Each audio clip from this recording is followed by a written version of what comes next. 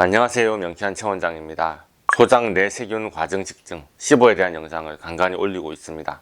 그동안 장루수 증후군이 아니라 SIBO를 의심해야 하는 증상, SIBO의 핵심 원인, SIBO 환자가 먹으면 안 되는 음식, 그리고 명쾌한 최원장이 SIBO를 어떻게 치료하는지에 대해서 영상을 찍어 올렸습니다. 오늘의 주제는 SIBO 환자의 생활관리입니다. 오늘 영상에서 SIBO 환자는 이렇게 생활을 해야 한다, 이런 기준을 잡아보겠습니다. SIBO의 생활요법 첫 번째, 자기 몸으로 확인하는 습관을 가지세요. SIBO라는 질환이 평균화해서 이렇다 저렇다 말하기가 힘든 질환입니다. SIBO 환자마다 음식에 대한 반응이 100이면 100 다 달라서요. 그래서 제가 SIBO에서 세균이 생기는 원인을 입각해서 먹으면 안 되는 음식 영상을 찍어 올렸었지만, 환자분의 상태에 따라서 나는 먹지 말라는 그 음식 먹어도 괜찮은 것 같은데, 혹은 나는 먹으라는 음식만 먹어도 아주 안 좋던데, 이런 생각이 들 수 있다는 것입니다. 국내에 SIBO 진단을 내릴 수 있는 병의원도 많지 않다 보니 나는 SIBO가 맞아? 하면서 헷갈리는 분들도 많을 거고요. 녹말 탄수화물의 예를 들어볼게요. 제가 SIBO 식이요법 영상에서 의외로 쌀밥을 먹었을 때 괜찮은 분들이 많다고 이야기했었습니다. 설탕이나 백미나 비슷한 느낌인데 설탕은 제한하고 쌀밥은 먹어봐라고 하네요. 그런데 어떤 사람은 안 괜찮을 수도 있습니다. 환자들마다 녹말에 대해서 몸이 보이는 반응이 아주 편차가 심합니다. 명쾌한 최원장을 찾아오시면 제가 당연히 검사를 해드리겠지만, 유튜브를 보시는 여러분들은 여러분 스스로 자기 몸을 가지고 실험을 해봐야 합니다. 체크가 필요한 녹말은 흰쌀, 감자, 옥수수, 고구마, 흰면, 흰빵입니다. 아니, 흰면이요? 흰빵이요? 명쾌한 최원장님 제정신인가요? 그렇게 묻고 싶을 건데요. 장루수 증후군에 흰 밀가루 안 좋다고 얼마나 말이 많습니까? SIBO 환자분들도 소화기가 안 좋으니 당연히 밀가루가 걱정되시겠죠. 그런데 임상에서 만나보면 의외로 흰 면이나 흰 빵을 먹었을 때 괜찮은 분들이 계십니다. 단당류로 쉽게 쪼개져서 소장의 세균이 발효시키기도 전에 상부에서 다 흡수가 되어 버리는 겁니다. 감자도 마찬가지입니다. 감자는 단백질을 함유하고 있어서 영양적으로 좋은 식품입니다. 그런데 감자 껍질에 수용성, 불용성, 섬유질이 많으니까 SIBO 여러분들 당연히 껍질을 벗긴 감자를 드시면서 테스트하셔야 합니다. 그런데 이것도 사람마다 편차가 있으니 확인이 필요합니다. SIBO의 생활요법 두 번째는 냉동실이나 냉장실에 있던 음식을 다시 먹으면 안 된다는 겁니다. 냉동식품으로 유통되는 음식, 차갑게 했다가 다시 재가열하는 음식에는 섬유질이 증가합니다. 여러분, 찬밥 다이어트 혹시 들어보셨나요? 흰쌀밥을 차갑게 저장하면 저항성 전분이 늘어나는데 이게 소화가 잘 안 돼서 다이어트에 좋다고 합니다. 저항성 전분이 섬유질이고 그게 바로 소장에서 세균의 먹이가 되어 발효되는 성분 아니겠습니까? 바로 지어서 따끈따끈한 흰쌀밥에는 섬유질이 많지 않습니다. 그래서 흰쌀밥이 괜찮구나, 먹고도 배가 부풀지 않네 싶었는데 냉장고에 넣어뒀다 찬밥을 데워 먹으면 배가 아플 수 있다는 겁니다. 슈퍼마켓에서 사온 냉동식품은 다 마찬가지겠죠. 신선한 음식, 바로 요리해서 그 자리에서 먹는 음식이 가장 안전합니다. SIBO의 생활요법 세 번째는 과식하지 말라는 것입니다. 원래는 산성이 강한 위산이나 알칼리성이 강한 쓸개즙에 세균이 파괴되는 것이 정상입니다. 그런데 소화액 분비가 잘 안되고 소화력이 약하니 세균이 증식하게 되었고, 그것이 SIBO의 주요한 원인 중에 하나입니다. 그렇다면 많이 먹어야 될까요? 조금 먹어야 될까요? 많은 양보다는 적은 양이 보다 더 소화가 잘 되고 세균을 자극하지 않는다는 것이 너무 당연하죠. 예를 들어 바나나 3분의 1은 저포도맵입니다. 장내 세균을 자극하지 않고 빨리 흡수될 수 있습니다. 그런데 바나나 한 개는 고포도맵입니다. 바나나 한 개를 먹으면 배가 부풀고 아플 겁니다.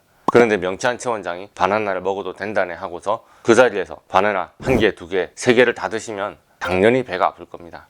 그러고서 명쾌한 최원장이 영상에서 시키는 대로 해봤는데 효과가 없더만, 그러시면 안 된다는 겁니다. 여러분은 아마 식이요법을 하고 몸으로 스스로 테스트를 하시면서 많이 헷갈리실 겁니다. 그런데 음식의 총량이 정말 중요합니다. 내 소장 상부에서 흡수할 수 있는 총량을 넘어서면 남은 것은 무조건 세균이 먹고 발효시킵니다. 그래서 무조건 소식을 하는 게 유리합니다. 더 작은 양일수록 동시에 다양하게 먹는 것이 가능합니다.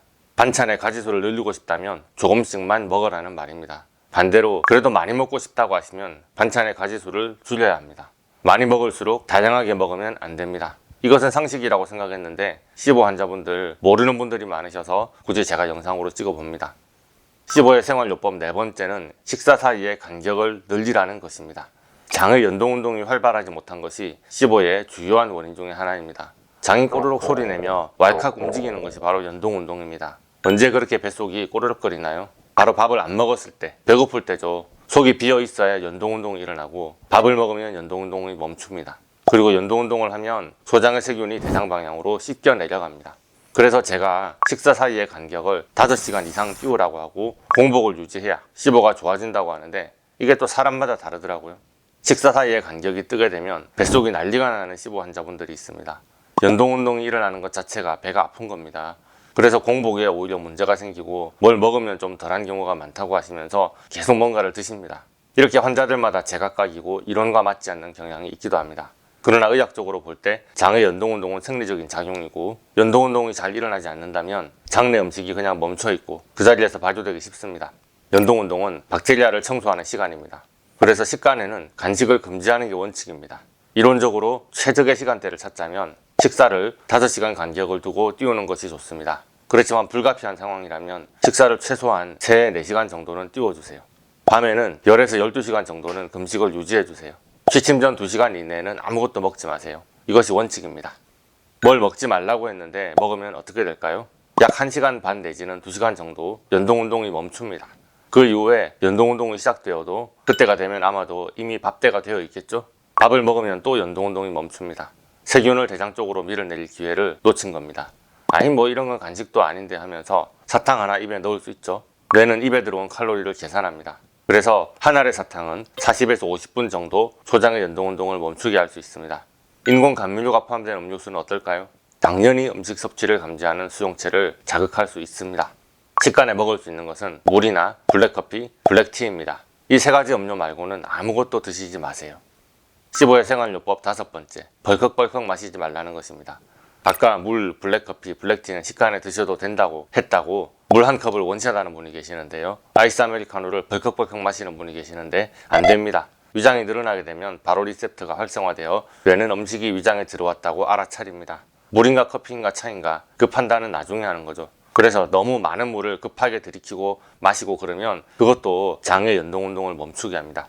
그래서 물이나 커피, 차는 한 컵을 최소한 15분 이상 시간을 들여서 천천히 마셔야 됩니다. 마지막 잔소리입니다. 15회 생활요법 6번째, 스트레스 받지 마세요. 스트레스는 MMC를 중지시킵니다. 특히 깨어있는 시간에 스트레스를 줄여주는 것이 무척 중요합니다. 낮 시간에 교감신경을 흥분시킬 만한 활동을 줄이는 것이 도움이 될 겁니다. 스트레스를 받지 마시고 잘 주무시고 푹 쉬세요. 자, 여기까지 시보 환자분들 도움이 될 만한 생활요법을 말씀드린다고 하고서 음식 이야기만 한가득한 것 같습니다. 그래도 오늘의 영상이 도움이 되셨다면 좋아요, 구독, 알림 설정 부탁드리겠고요. 질문 있으신 분들은 댓글을 달아주시거나 네이버 톡톡으로 문의 부탁드립니다. 감사합니다.